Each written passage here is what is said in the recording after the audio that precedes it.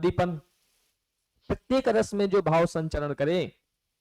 दोस्तों रस के 4 अंग होते हैं, जिसमें से पहले अंग का नाम क्या है बच्चा? पहले अंग का नाम है अस्थाई भाव, अस्थाई भाव।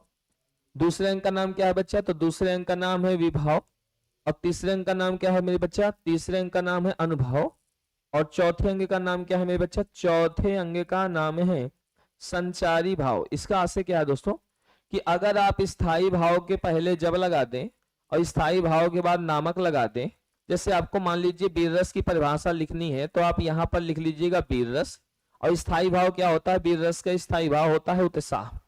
तो मान लीजिए आपको किसी भी रस की परिभाषा बनाना है तो स्थाई भाव के पहले जब नामक। अब देखो, जब उत्साह नामक का स्थाई भाव, विभाव, अनुभाव और संचारी भाव का आपस में संयोग होता है तो जिस रस की निष्पत्ति होती है वह वीर रस कहलाता है। संचारी भाव का आपस में संयोग होता है, का आपस में जब संयोग होता है, जब संयोग होता है, जब संयोग होता है तो किस रस की उत्पत्ति होती है? हमारी वीर रस की उत्पत्ति हो जाती है। दोस्तों कुछ नहीं करना है, अस्थाई भाव, विभाव, अनुभाव और संचारी भाव ऐसे लिख लेना है। स्थाई भाव के पहले जब और बाद में नावल।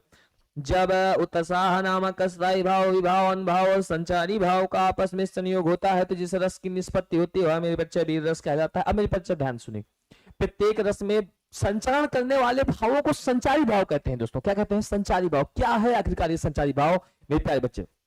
देखो, संचारी भाव की मेरे साथियों अगर हम बात करें, संचारी भाव जो मन में संचरण करता है। कितने लोग संचारी भाव को नहीं जानते हैं मेरे बच्चे? पहली बात जान लीजिए। हाँ बिल्कुल साथियों, देखो दोस्तों एक बात जान लीजिए, संचारी भाव को जो मित्र है स्थायी भाव है, मन में संचरण करता रहता है। दोस्तों मैं आपको एक बात बता दूं, एक हमारे यहाँ बुजुर्ग आए थे पिक्चर देखने, उनके मन पे भाव संचारित था कि मिथुनदा बहुत मारेंगे। लेकिन होता क्या, उल्टा मिथुनदा को गुंडे लोग मारने लगते। भाई हीरो तब तक नहीं मारता जब तक कोई उसकी हीरोइन को नहीं पकड़ लेता, और जैसे ही हीरोइनों को गुंडे पकड़ लेते हैं तो मन पे संचारी भाव आया और हीरो मारने लगता है। अब बाबा के मन पे था कि हीरो मिथुन ना मारेंगे, लेकिन अरे राम, हे राम बचा लो।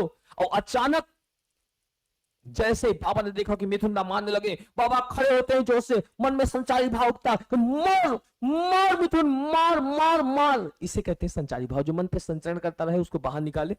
तो प्रत्येक रस में संचरण करने वाले भाव को हम क्या कहते हैं? संचारी भाव। दोस्तों संचारी भाव जो है, संचारी भाव का अन्य नाम, संचारी भाव को हम क्षणिक भाव के नाम से जानते हैं। किस भाव के नाम से? क्षणिक भाव के नाम से जानते हैं। और इसे ही लल्ला व्यभिचारी भाव के नाम से जानते हैं। किस भाव का नाम जानते हैं? व्यभिचारी भाव के।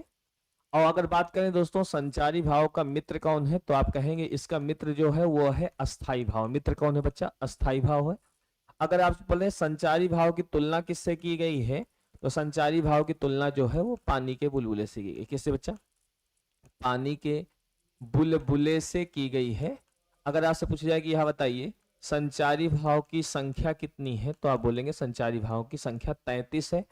लेकिन इस पर एक अपवाद है कि 34वां संचारी भाव, 34वां संचारी भाव, संचारी भाव आचार्य देव ने, किसने बच्चा? आचार्य देव ने छल को माना है। किसको माना है? छल को माना है।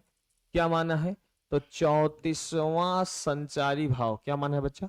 34वां संचारी भाव माना। तो द राइट आंसर सी के साथ बच्चा, सी वाले बच्चे बिल्कुल साथ।